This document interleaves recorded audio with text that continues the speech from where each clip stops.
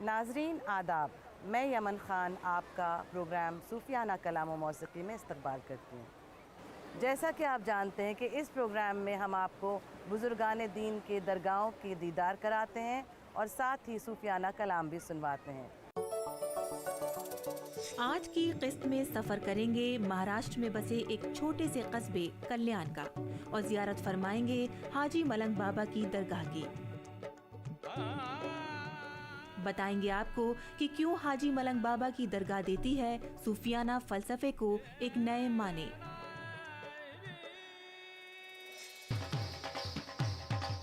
और पेशे नजर करेंगे सरहद पार के मलंगों का दीवानापन।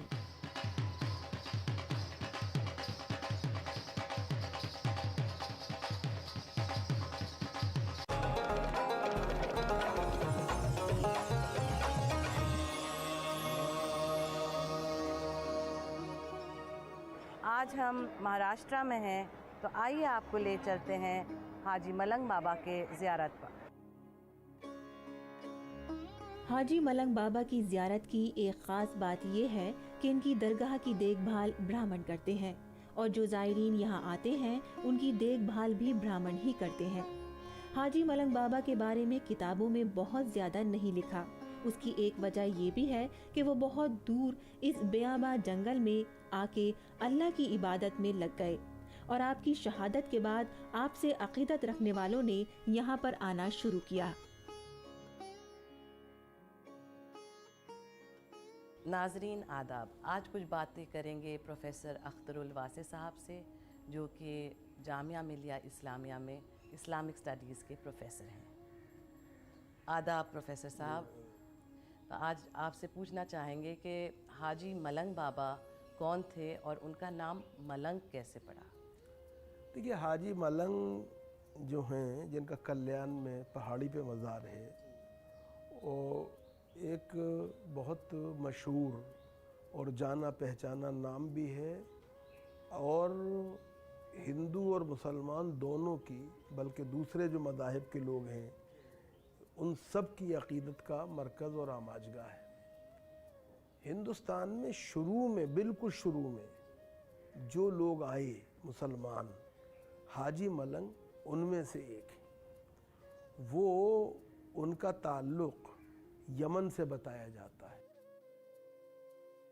यमन जो मुल्क है, जज़ीरा नुमा अरब का हिस्सा, वहाँ से था। वो यहाँ आए और आने के बाद उन्होंने इस मुल्क की सरज़मीन को अपना लिया और याद खुदा में मसरूफ़ हो गए और ख़िदमत खल्क़ के रुश्द व हिदायत का काम, खिदमत खल्क़ के साथ रुश्द व हिदायत का काम भी करते रहे। और इस तरह से चूँकि ये लोग जो हैं सेल्फलेस होते हैं और सिवाय खुदा और मखलूक़ खुदा दोनों के एक की इबादत, दूसरे की खिदमत, इनका मौक़िफ़ होता है और मंशूर हयात होता है, इसलिए ये सबकी आँखों का तारा बन जाते हैं। तो इस तरह से, और इनकी अपनी ज़रूरतें बेइंतहा कम होती हैं, अपने ऊपर तवज्जो नहीं देते। अंग्रेज़ी में एक लफ्ज़ है बोहेमियन। अगर बोहेमियन को आप उसके निगेटिव जो मनफी पहलू है बोहेमियन होने के वो निकाल दें और उसके जो खूबियाँ हैं, ये वर्चूज़ हैं, अगर आप वो ले लें तो मलंग उससे बनता है जो अपनी ज़ात के बारे में नहीं सोचता, बेफिक्रा होता है एक तरह से अपनी ज़ात के बारे में, खाने के बारे में, पहनने के बारे में, रहने के बारे में जी। और वो एक उर्दू शायर ने बड़ी प्यारा एक शेर कहा था, मैं उससे अपनी बात को शायद कह सकूं कि अच्छी गुज़र रही है दिले खुद कफ़ील से, अच्छी गुज़र रही है दिले खुद कफ़ील से, लंगर से रोटी लेते हैं पानी सबील से। तो असल में ये वो लोग होते हैं जो कि ज़िंदगी के उन तमाम लवाहिक़ों से और लवाज़िमात से जिसके बग़ैर एक आम आदमी मेरा जैसा कोई ज़िंदगी का तसव्वुर नहीं करता, उससे इनका कुछ लेना देना नहीं होता। इसलिए एक मलंग की एक कैफियत जो है वो होती है। तो इनके यहाँ यही बात थी। वैसे भी जैसे कि पहले भी ये बात शायद आ चुकी है और ये बात आम है कि सूफ़ी जो होता है उसकी एक खूबी होती है कि उसमें 3 बातें पाई जाती हैं: क़िल्लत कलाम, क़िल्लत ताआम, क़िल्लत मनाम। वो कम बोलता है, कम खाता है, कम सोता है। तो असल में यही सब खूबियाँ मिल जाती हैं और उसके बाद एक आदमी की एक ख़ास वज़ाक़त इख्तियार कर ले। दूसरी बात जो है वो ये भी कि एक बात ये मुझे ये कहने में कोई हर्ज नहीं है कि ये लोग जो हैं ज़ाहिरदारी पर मामलात में भी और इबादतों में भी, दोनों में कि हमें कोई बहुत यकीन नहीं रखते, इसलिए भी इनको मलंग कहा जाता है। तो बहुत बहुत शुक्रिया आपका हमारे साथ जुड़ने का। आदाब। तो नाजरीन, ये थे हमारे साथ प्रोफेसर अख्तरुल वासे साहब। अब वक्त हो गया एक वक्फे का, वक्फे के बाद फिर मिलेंगे, तब तक के लिए इजाज़त दीजिए। इस किस्त के अगले हिस्से में तशरीफ फरमा होंगे मशहूर कव्वाल हामिद साबरी साहब, जो पेशे नज़र करेंगे एक सूफियाना कलाम।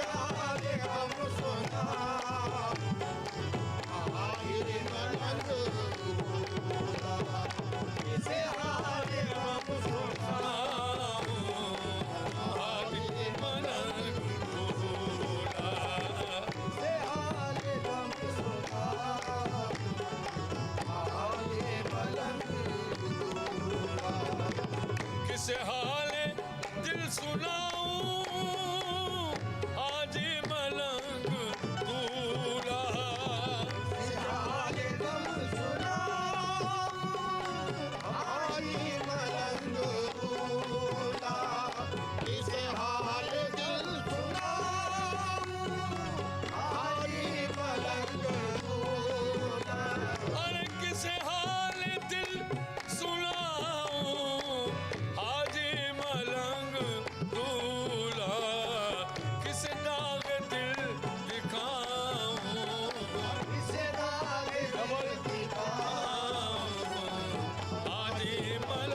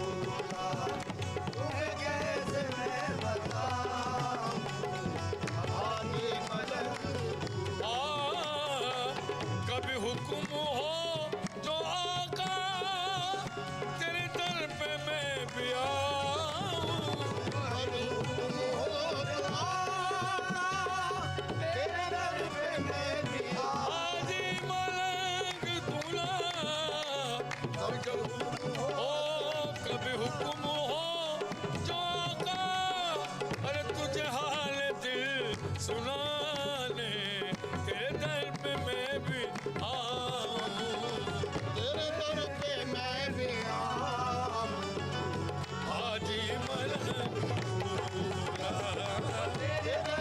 ओ मेरे हाजी मलंग दूल्हा, ओ मेरे हाजी मलंग दूल्हा, ओ मेरे हाजी मलंग दूल्हा।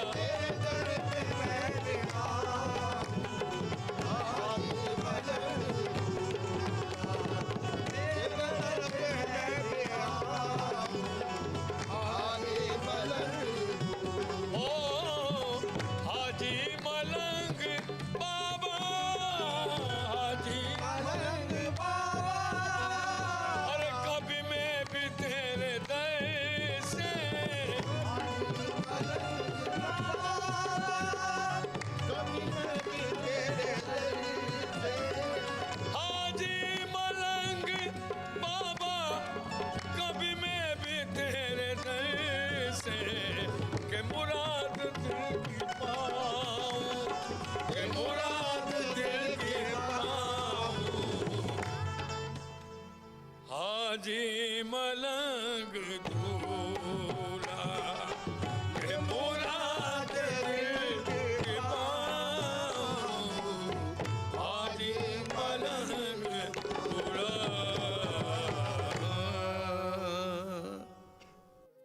इखलाक साहब, हाजी मलंग बाबा की दरगाह जो है वो सभी जानते हैं कि हमेशा से ब्राह्मणों ने उस दरगाह की खिदमत करी है, तो उसके बारे में कुछ बताइए। और हिंदुस्तान में भाईचारे और मोहब्बत अखलाक, इसमें सूफ़ीज़्म का क्या किरदार रहा है, इस बारे में कुछ बता दीजिए। बाबा हाजी अब्दुर्रहमान मलंग ये बुनियादी तौर पे मगरबी एशिया से आए थे। तकरीबन 300 साल पहले मुग़लों के ज़माने में आए थे, और वो यहाँ आने के बाद जिस तरह से दूसरे सूफिया के यहाँ भी हम देखते हैं कि सूफिया ख़ास तौर से जब हिंदुस्तान आए और यहाँ पे देखा कि हिंदुस्तान एक ऐसा मुल्क है जो मुख्तलिफ़ कौमों का मुल्क है, मुख्तलिफ़ मज़ाहिब का मुल्क है, मुख्तलिफ़ अक़साम के लोगों का मुल्क है, तो उन्होंने इन लोगों के बीच में आपसी भाईचारे को बढ़ाने की बात कही।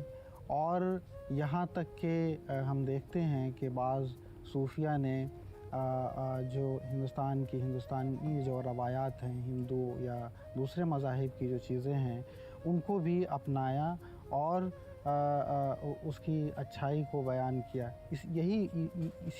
इसी की वजह से उनकी ज़िंदगी में भी और उनके बाद भी मुख्तलिफ़ कौमों के लोग उनसे वाबस्ता रहे। और उसकी एक मिसाल खुद हाजी मलंग की दरगाह है, जहाँ पे ब्राह्मण भी हैं और मुसलमान भी हैं, दोनों उसकी देखभाल करते हैं। और ये हिंदुस्तान में भाईचारे और आपसी मजहबी मिलाप और मजहबी रवादारी की एक बेहतरीन मिसाल है। नाजरीन, अब वक्त हो गया है एक छोटे से ब्रेक का। कहीं जाइएगा नहीं, हम जल्द लौट के आते हैं आपके पास फिर। वक्फे के बाद आपको डुबाएंगे सरहद पार से आए मलंगों की मौज में।